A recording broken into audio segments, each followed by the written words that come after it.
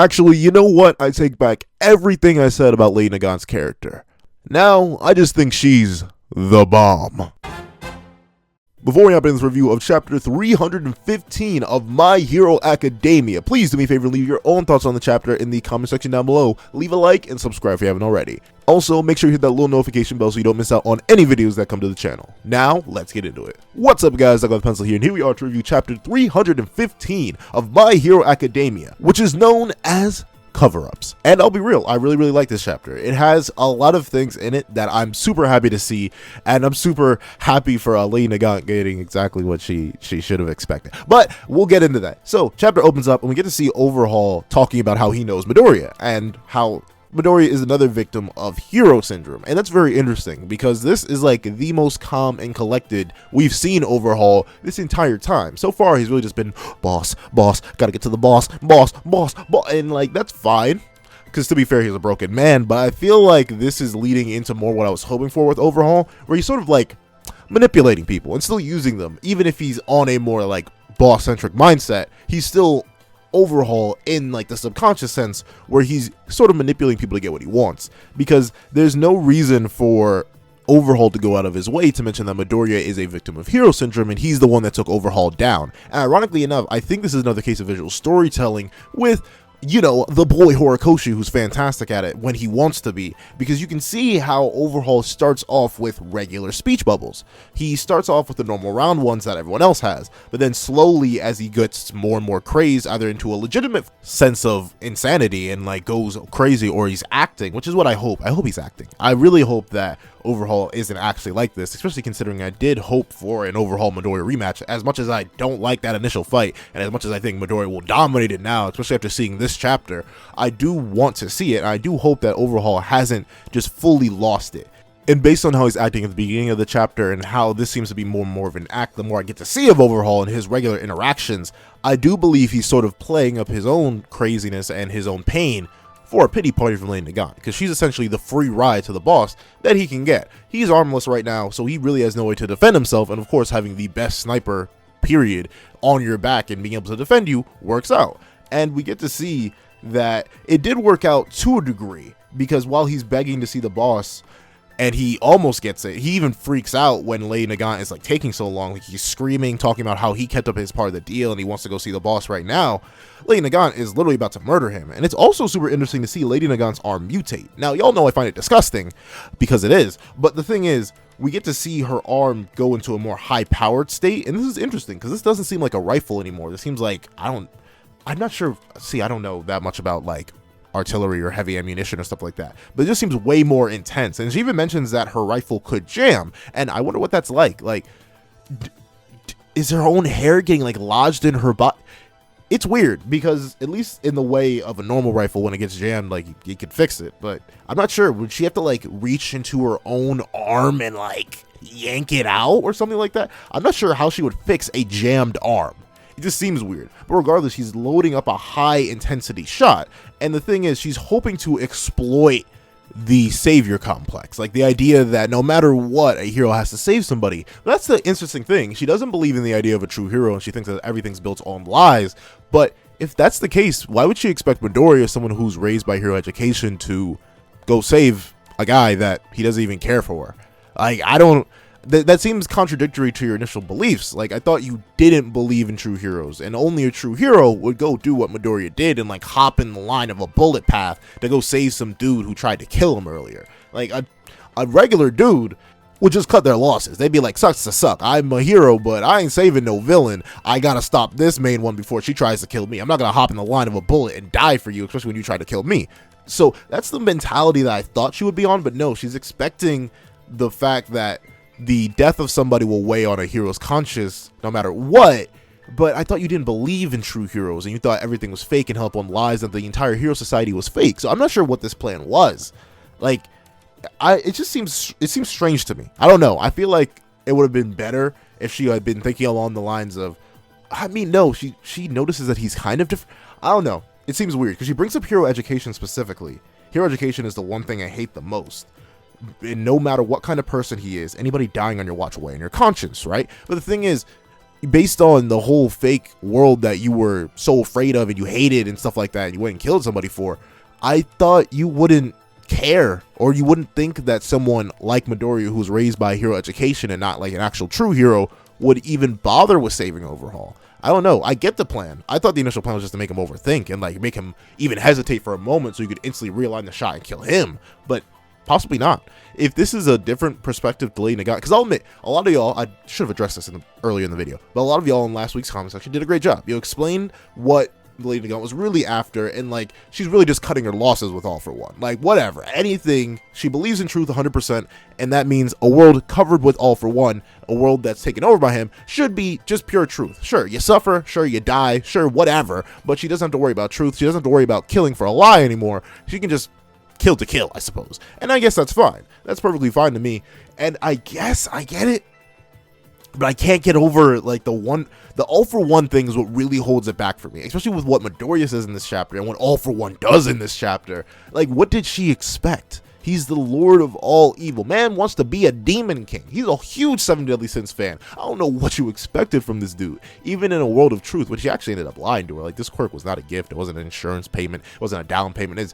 So he lied to her too. So really, Lady Nagant, you just played yourself. But wait, I'm getting way too soon. So we get to see that Midoriya's quirk, Fajin, and admittedly, I know y'all guys like sent me videos to explain it. I didn't watch it. I wanted to wait for this chapter to explain it because I know it's based off an ancient technique, but I know that quirks are like always a slight adjustment. So I was hoping that this chapter would go ahead and explain it, and it does. Quirk Fajin. By repeating regular motions, I can store. By repeating regular motions, I can store and release kinetic energy. While she's shooting at me, I'm going to try and bend and stretch my legs in order to protect my body. One for all, 45%. Whoa. Yeah, all for. Wow, that's a typo. That's a typo. All for one, 45%. It's supposed to be one for all. They got that backwards. But centrifugal force, everybody from our generation knows about this move. I'll mimic All Might's form and become faster than her bullets, pseudo 100%. And this is exactly what I was hoping for / afraid of. Like, I guess it makes sense that basic 100% wouldn't do it anymore, but you gotta realize that Midoriya's is apparently around under half his true potential, and he can amp himself to a fake 100%, which is probably as strong as actual 100% right now. Like, when he actually gets to 100%, my man's gonna be able to fudge into like, even if it's only about a 50 or 55% amp, because he reaches pseudo 100% with that. That's only right now. He hasn't even mastered Fajin. This is like his second use of it. So he's probably going to be able to like double his max power whenever he finally gets there, which is going to be terrifying. But of course, he's going to need it against Shigaraki, because Shigaraki is already in his incomplete state, was apparently as strong as All Might, going from Endeavor's view of All Might. While Endeavor may not know everything about All Might, still Endeavor has a lot of experience with All Might, and he figures that he wouldn't be lying if he said Shigaraki's that strong.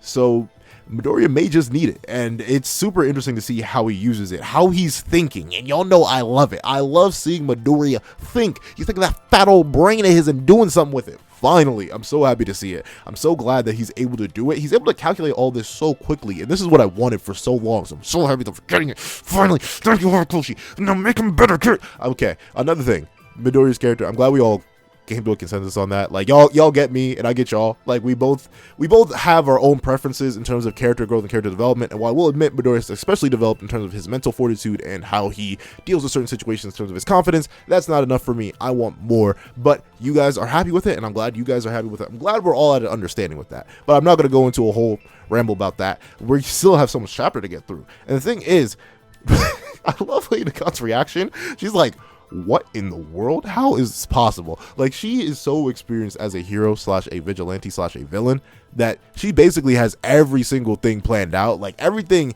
is pre-predicted to her. Like, she has so much experience that she knows how certain things should play out. So based on all the information that Midoriya had just given her, she figured it was basically impossible for him to catch up to her super bullet, but he did. Like, I love the look of pure shock and confusion, because to be fair, this is pure shock and confusion. Midoriya is pulling out a technique that he just decided to activate and is using it to darn near perfection instantaneously.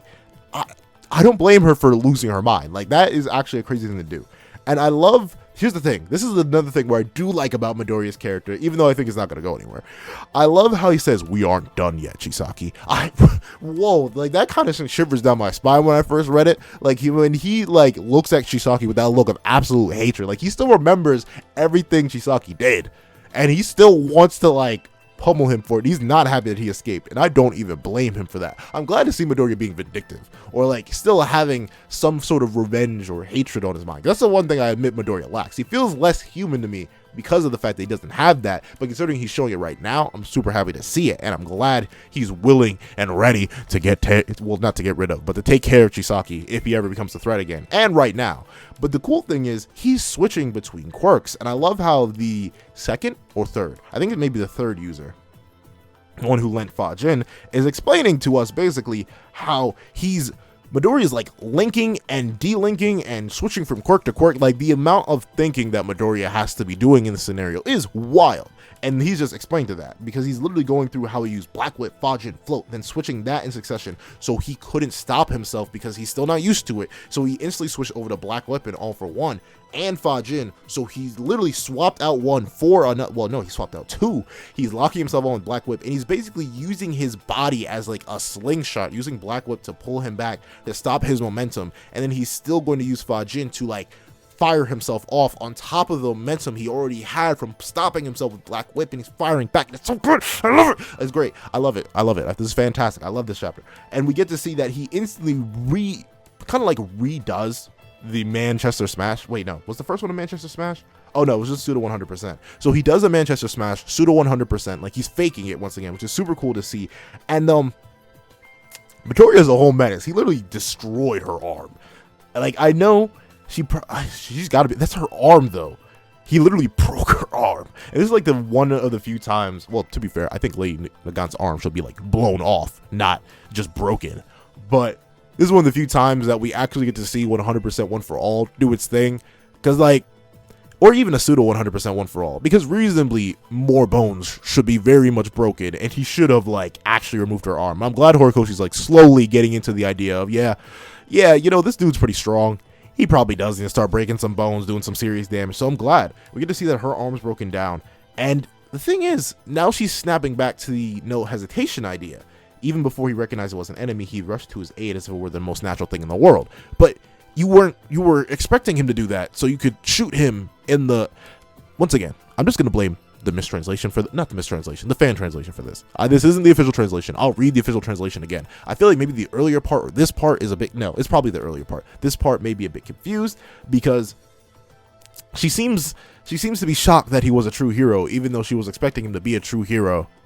Well, no, she was expecting him to okay, never mind. I'm getting it. Hold on. Let me go back real quick.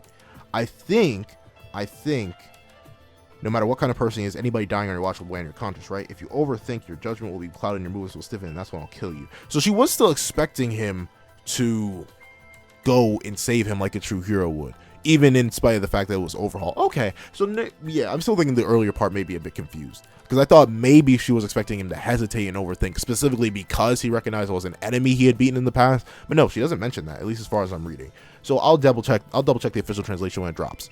But we get to see how Lady Nagant is thinking on her past, and like she's starting to wonder when all the hero talk and like making the world better started to make her sick, and when she started to hate it. But I thought you hated it because it was lies, and you would be fine with true heroes because they are all truth and true.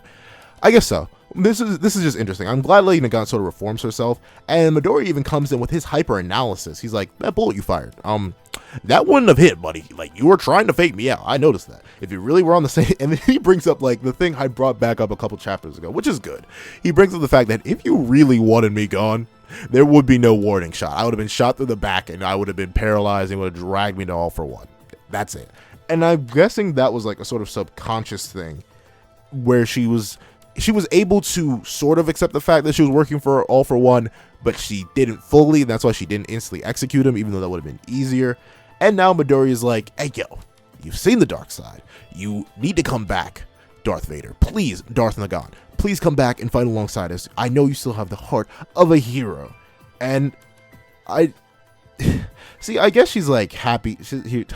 No, I won't say it. But the thing is, she's happy to see that Midoriya is a true hero. He is her light to guide her back to the light of truth, the light of heroism. And All For One is the absolute. I'm starting to like All For One more and more. I'm not gonna lie. I like his suaveness when he complimented her earlier. I like how insanely fat 8D chess he's playing with the heroes, like knowing their every single move. And he even has a whole contingency plan. Like, just as Lady Nagant is about to be like, Izuku, Midoriya, you are a true yo, All For One comes out the cut is like, hearts can be swayed easily, which is why I made sure to prepare for a potential failure. And she blows up. I was like, golly. And I wonder if that's like a quirk on top of Airwalk, or if like All For One can just self-detonate, or not self-detonate, like long-range detonate people that he's giving quirks to. Because if it's the latter, I mean, a lot of people have gotten quirks from All For One, including Shigaraki. So Shigaraki ever becomes a problem, he could literally just be like, boom, boom, and Shigaraki explodes. But the thing is, I love how All For One calls her out. Like, All For One's me. Yo, All For One is me. Except I'm not a mass murdering super criminal with like a billion quirks. That's not me.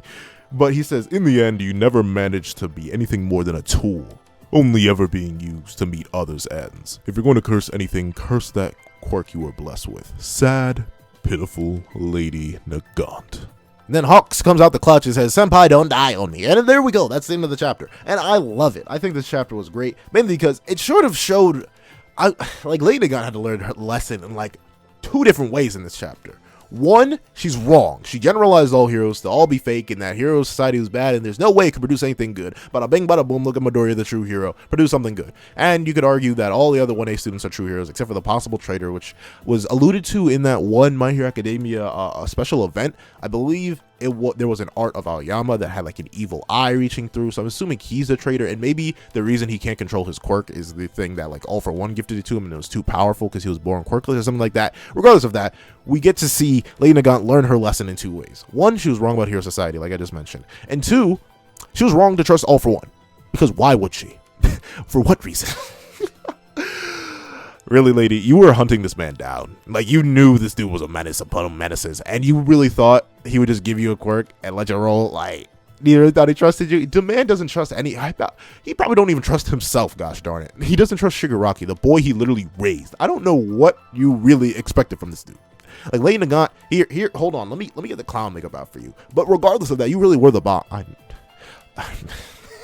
sorry, but the thing is, I'm glad to see that Hawks is here. Like, he's gonna get to talk to a senpai, likely before she dies, but I'm hoping she doesn't die, because she needs to pay. Like, she needs to pay reparations for like all the mess she caused in this past couple chapters. And I hope she joins the heroes legitimately, because Lady Nagant is an interesting character. Do I wish her backstory was a bit cooler? Yes, and I hope we do get more of her backstory, like some of the specific people we get to kill. Some of the specific people she got to kill, and all this stuff like that, and how it affected her more gradually. We sort of just got it all in one quick flashback last chapter, and while it's fine, I know Horikoshi is a very much book it down the line storyteller. I hope we get to see some flashbacks with her going through that, changing, slowly falling out of love with Hero Society, possibly her training Hawks and stuff like that, because Hawks straight up does call her senpai. So like, she is his superior and probably taught him a lot of what he knows, so it makes sense that he doesn't want her to die. So I'm super excited to hopefully see some more of that. I hope she doesn't go away here, though I do think she got what was coming to her, trusting the evil overlord. Like,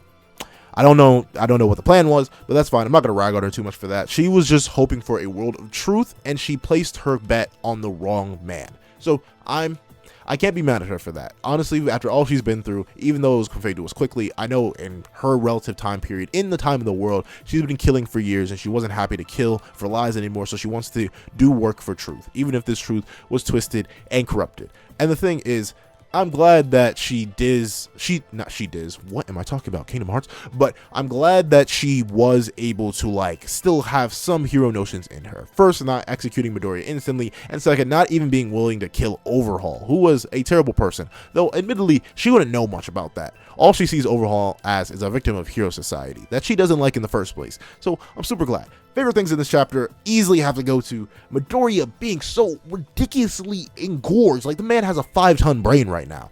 And to be fair, yes, he is like adapting to his quirks very, very quickly. But the thing is, I'm not too mad at that. He has so many quirks that he needs to learn, and Horikoshi already writes a fast-paced series as it is. So him introducing 7 more quirks, I mean, the reason I had a problem with it is because I knew it wasn't going to be like built up well. We weren't going to see much of him training with them. They were sort of just going to have to pop up on the fly because of Horikoshi's faster paced writing. But since I'm trying to adapt my review style specifically more to like the author I'm reviewing and trying to base it more off that, this is fine. I'm glad to see Midoriya finally growing. I'm glad to see him thinking on these different levels. I'm glad to see Midoriya being smart. I'm so proud of my boy. I'm so proud of him. But outside of that, that was one of my favorite parts of the chapter. I'm super happy to see that Overhaul may still have like hints of sanity. Like there may be a taste, there may be a dibble dabble of sanity. And obviously there's this whole story with the boss. I can't wait to see what he's going to do when he gets there, because he can't restore the boss. I know he put the boss in a comatose state. So I'm super intrigued to see what he's going to do when he even gets there. He's just going to apologize. He's going to cry over like the comatose body or something. Is the boss going to wake up? Super intrigued to see that. I am very intrigued to see what Hawks and Nagant are going to be doing next chapter, because just like I predicted, I think not last chapter but the chapter before that, when we saw All Might getting harassed, and I'm assuming we're probably going to get like Endeavor and Best Jeanist coming in to save him in the next chapter, because I know Hawks came here based on the call from, actually no, he probably came there off the loss of signal. He probably went with the last GPS signal of the phone that Lady Nagant destroyed, and he saw them. Meanwhile, I think All Might called up Best Jeanist and Endeavor and Hawks to even notify them of the situation, and Best Jeanist and Endeavor are going to him to go help him out. And I think that's super cool. This was a great chapter. Like, I have no problems with it. Of course, y'all know I'm gonna rag on Lady Nagant just because she trusted All for One, but even then, once again, thanks to all of y'all explanations, I completely understand it now. I get what she's doing it for, and I can completely respect that. So this chapter, easy, solid, juicy, meaty, 10 out of 10. It was heat. And I also love the art in this chapter. They were like, wait, 1 double spread, 2 double spread. Honestly, this chapter, despite being shorter, once again, I think it was only 16 pages, or like 15, including the one weird page. But the thing is, even still, like Horikoshi, man, you're just a beautiful artist. I love the more dynamic shots he's using. I love everything, all the different angles he's going for. He's really stretching his limits as an artist. That one picture of All for One was so beautiful. I love it. He's fantastic. Can't wait to see him do more. And honestly, great chapter. Can't wait for chapter 316. But enough of me going on crazy about the chapter. Please tell me what you think about the chapter in the comment section down below. Thank you so much for watching. Please remember to like, share, comment, and subscribe, and hit that little notification bell so you don't miss out on any videos that come to the channel. Thank you so much for watching once again, and I hope you guys have a wonderful day. This is That Guy with the Pencil, writing off.